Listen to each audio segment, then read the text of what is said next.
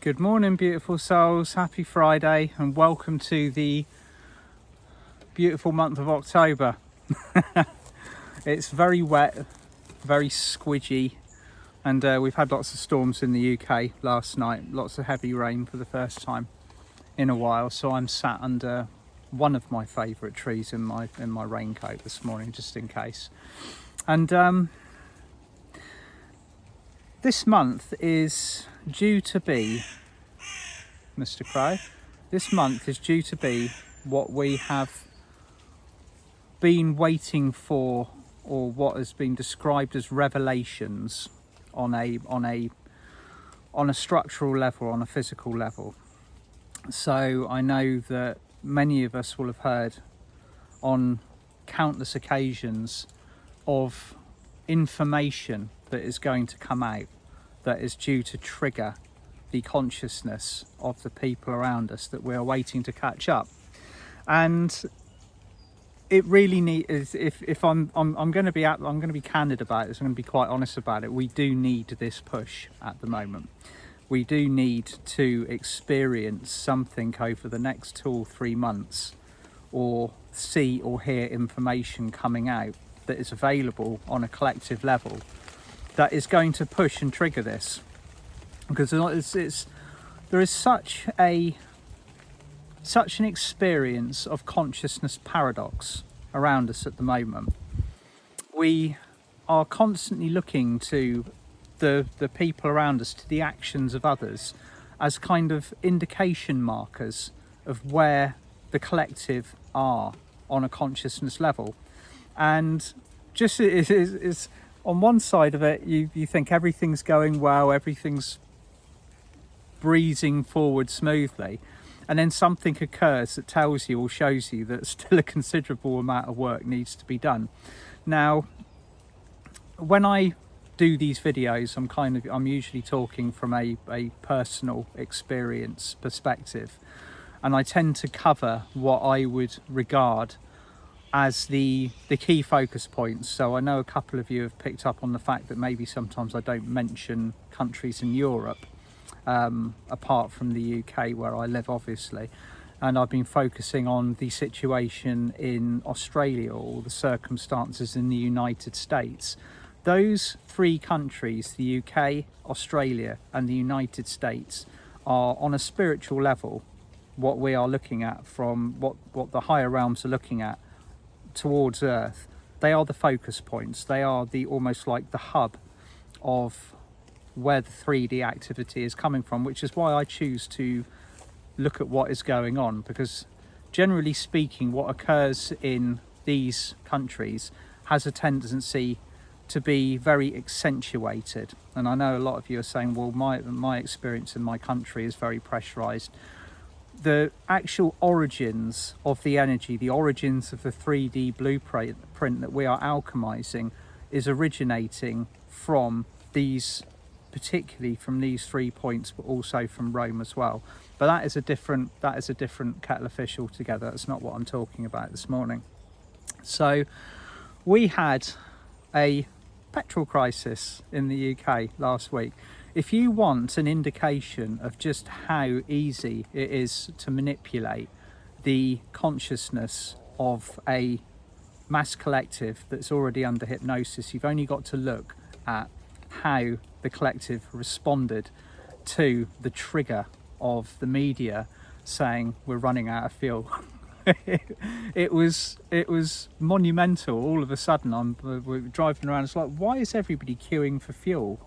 And why are the petrol stations shut down? And then lo and behold, it comes out that I think it was one of the UK papers, like the Daily Mail or any of the other ones, had mentioned that there was going to be a fuel crisis. That's all it took. It took the information to filter through the media to trigger and activate this field of panic. Now, this is what I want to look at a little bit this morning: collective fields of energy and collective focal points. And I know we've all worked very hard this year to create what we would regard as our own unified field of high frequency consciousness and love. But as the experience that we are having at the moment would dictate, we are also sharing this reality with people who are not living at that wavelength, and that's fine. That's what we've agreed to experience at the moment. We've agreed to experience a 20-year transitional period where all of these consciousness levels, all of these different perspectives, views of reality are all existing with each other like a big muddle. Now, as the astrologers amongst you will know, we have got multiple planets in retrograde at the moment, like record-breaking quantities of them. I'm not going to name them off because I'd probably get one wrong, and then somebody in the comments will correct me. So I'm going to leave that to any of you. If you want to, if you know about all my point of focus at the moment is the Mercury retrograde. Okay, I know when Mercury's gone into retrograde. I was born in a Mercury retrograde, so it's, as I said previously, it's probably my brain only works the right way around 9 weeks of the year. So I'm always comfortable during these periods of time, but I know they're also specifically designed to create a halt in proceedings energetically on that consciousness level on the planet while the rewiring gets done. And during October, we are most certainly going to see this rewiring occurring on a very high level. Okay, I've heard on the jungle grapevine, and I've also seen this confirmed, that there will be almost what we'd call revelations of information coming out during the month of October. Now, instead of just solving all of our problems, all of our worries and all of our woes, what this is going to probably do is stir the pot even more. Okay, so when you get a fixed field of consciousness that is very tuned into a certain reality, when that cage gets rattled, when that vision of reality gets broken, panic is the response. The ego rises to respond to it. The ego rises to defend it. And so we can all identify with our own personal experiences on the ascension pathway with dealing with people who are very entrenched in the ego responses at the moment, and will basically attack whatever the source of intrusion into their reality is. There are going to be many intrusions into that crystallized 3D field, particularly in October, very much in November, and in I could go on, but each month it increases, it becomes more intense. But as I've covered many times previously, in order to shake the foundations of this it's a very well insulated system, and it has been for 10,000 years or so, and it's really digging in to protect itself at the moment. We know this. We can see by the reactions of the collective governments around the world, the governing bodies, the people in positions of 3D power, that they are doing absolutely everything that they possibly can to protect what is basically falling apart. It's been on the cards for millennia that our planet would go through this spiritual upgrade, this movement from 3D to 5D. And so the planning that's gone into keeping it, or keeping as many souls as possible in that lower state of consciousness, is it's intricate. It's flawless in design in many ways, but it's doomed to fail because you can't stop a planetary process. You can't move physically against a universal decree and say, hey, this is what we don't care what's going on. We're going to do our own thing, and we are going to contain this for as long as possible because it serves our purposes. That is, if you look at it from the outside perspective, that is the futility of resisting the rising consciousness on this planet. Mother Earth has decided that she is going to change frequencies, change vibrations. Everything and everyone living on her surface has to keep up. Like I've said before, a little bit like choosing to run a running race with people that are fitter than you. You know, you're right from the gun, you're going to know that you're keeping pace with, and you're going to have to work very hard. That's always how I see Earth at the moment, setting the pace, but setting the pace well ahead of what we're comfortable with, what we're used to. And so we're constantly having to adapt, we're constantly having to evolve to keep step. And so mixed and matched upon the surface of our world at the moment is these various pools of crystallized consciousness. So one thing I want to look at is our own at the moment, because I'm seeing some keywords coming in that have been highlighted, and one of them, and I'm going to say it quite openly, it's got a vibration. We all know it, we all feel it, we've lived countless lifetimes experiencing it in the last 2,000 years. The word war. Okay, now the word war involves combat, violence, fighting, a very, you know, to defend and to attack and to fight over a piece of land or a desired result or money or all of the things, all of these factors that come into what would provoke and inspire and escalate a situation that would create war on the surface of our planet. Now, entrenched in the consciousness of many souls serving Earth for this ascension process is the fact that we are in the middle, or just beginning the kind of the outbreak of a spiritual war on this planet. Now, this to me is a consciousness or a belief system that will do anything but serve us. Okay, yes, we are being enticed, we are being invited on a daily basis to engage, to be provoked, to throw ourselves into something which a lot of us have actually spent many lifetimes doing: combat, whether it's emotional, whether it's spiritual, whether it's physical, any aspect of it, or mental, whatever you want to call it. The collective shared belief system or reality of the fact that we are in a war at the moment is actually one that it's quite a solidly supported one in the field. If you look at it, there's a lot of information that supports it. There's a lot of people that believe that's where we are at the moment. Now, the ascension of this planet does not require war in order for us to step from ego to love. To engage in an act of war, to be at war, to believe we're at war, is to be coming from that point of ego.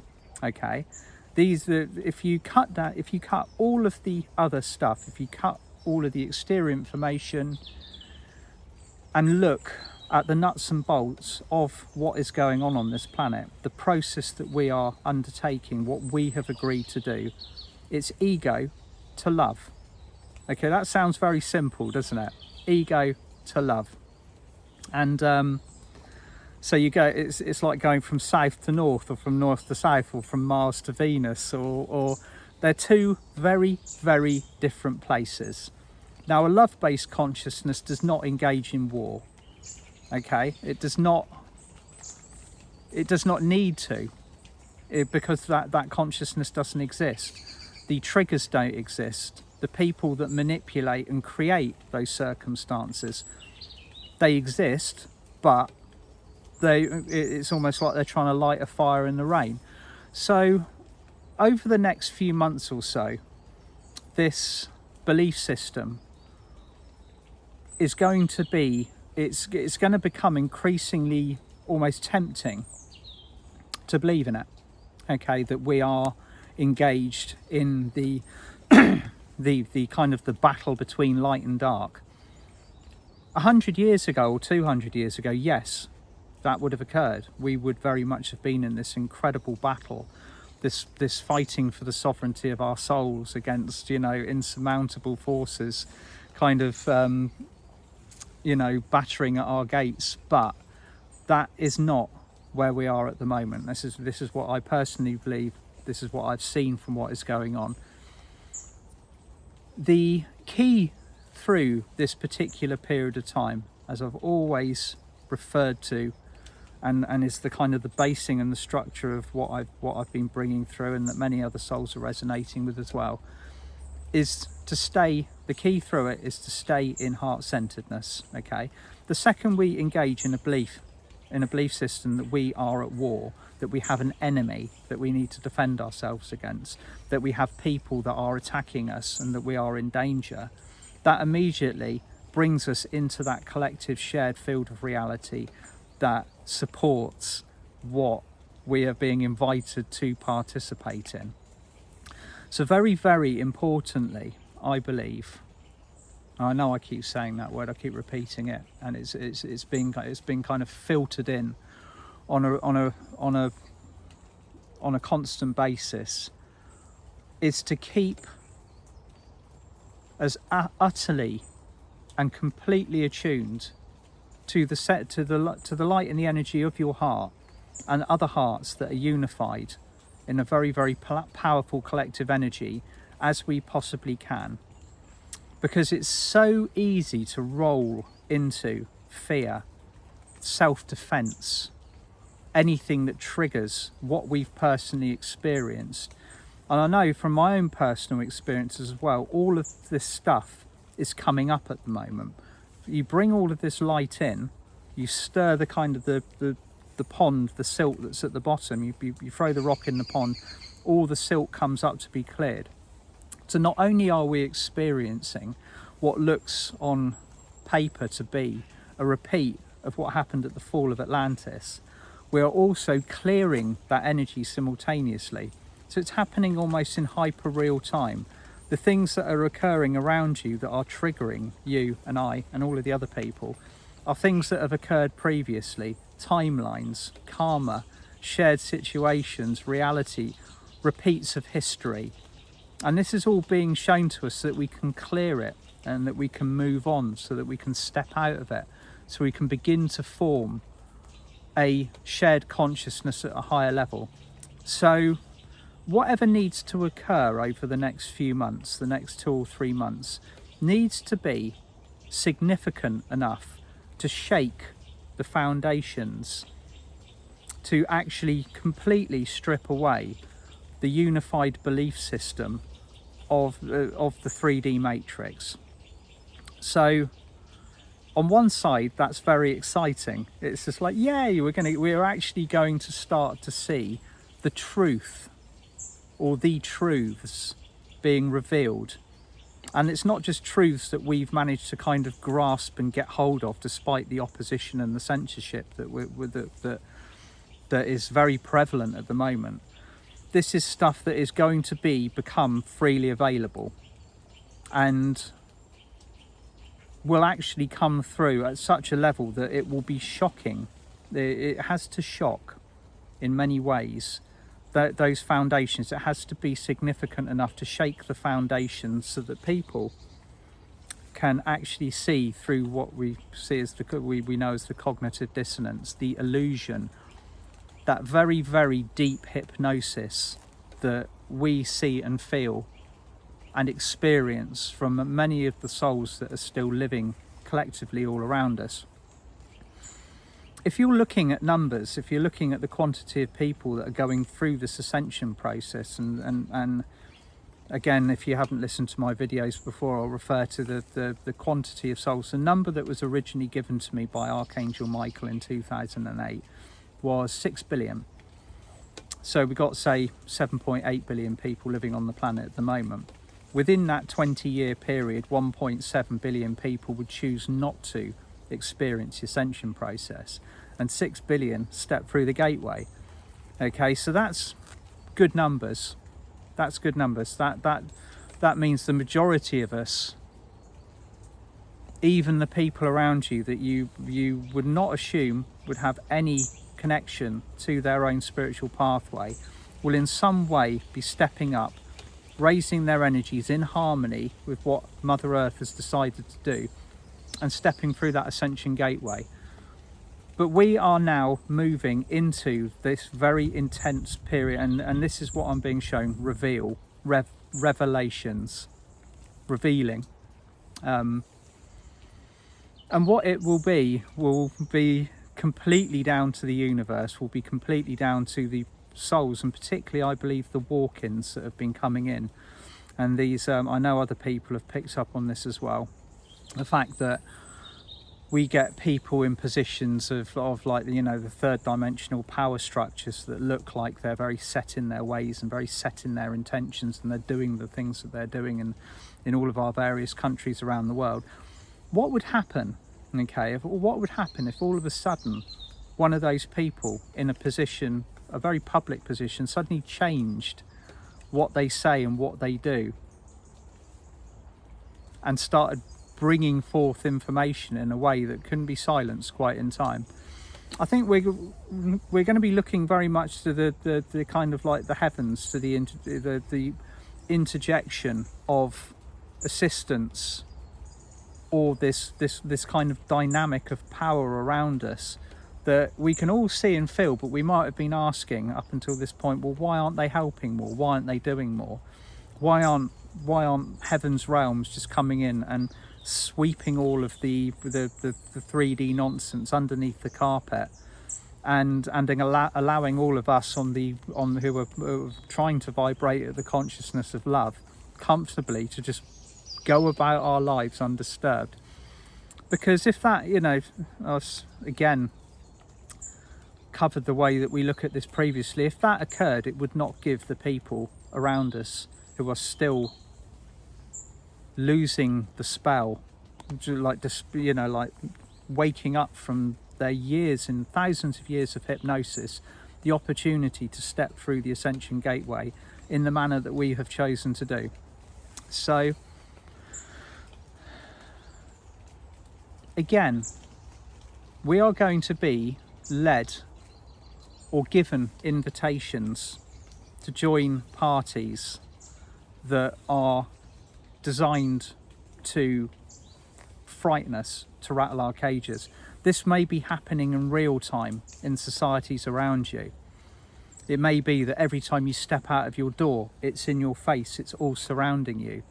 And this is occurring in every country of the world at the moment. But retain that light, stay in your heart center. Okay, the second we engage with that 3D field on the level at which it's vibrating, we become part of that 3D field.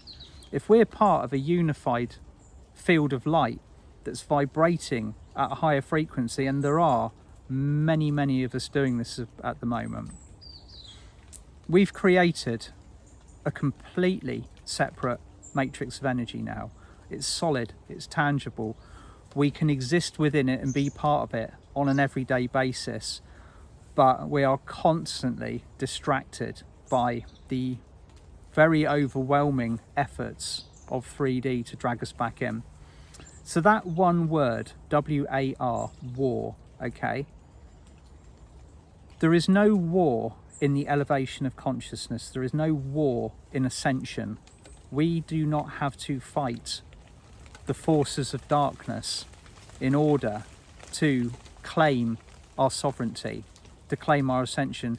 We simply do what we are guided to do on a heart-centered level, and stay in a place of love. Okay, now if millions and millions, and then moving into the numbers of billions of people, all are doing this, the powers that previously existed that are kind of controlling the 3D matrix, they just simply fizzle out. Okay, and the unified heart consciousness on this planet becomes powerful. But this is going to take our discipline. This is going to take our focus. We all need to be singing from the same hymn sheet in order to do this. We don't all have to have the same belief systems. We don't all have to have the same spiritual beliefs, but we all need to be guided by the heart rather than fear and the ego. and it will be very easy to take that 3D party invitation over the next few months. It's becoming, it has been becoming easier to do so for a considerable period of time now. But when this new wave of revelation comes in, that's when we're going to start seeing the feathers flying. It's going to be very, very interesting. Now, I will be back on the 10th with my workshop. The details are going to be in the details will be in the text underneath, and just wishing you all the most beautiful weekend. Okay, wherever you are, whatever you're doing. If you're in the northern hemisphere, we're starting to experience this, the kind of like the shorter days now, and the autumn weather is coming, the beautiful colours all around us. Stay grounded, stay in nature, stay tuned into the things that make your heart sing. Stay away from triggers and the information that bring those feelings of fear. It's always about spiritual discipline. It's not easy to stay in a state of love. I've never at any point anybody will ever tell you, oh, it's easy to stay in a state of love every day. You just stay in a state of love. It's not like that. You have to work at it. You have to cut out the things that trigger, or you can't, not necessarily cut them out, but begin to respond to them less and focus diligently on the things that raise your vibration. And I'll be talking more about that in the future. Sending you all loads of love. Have a beautiful weekend. See you on Monday.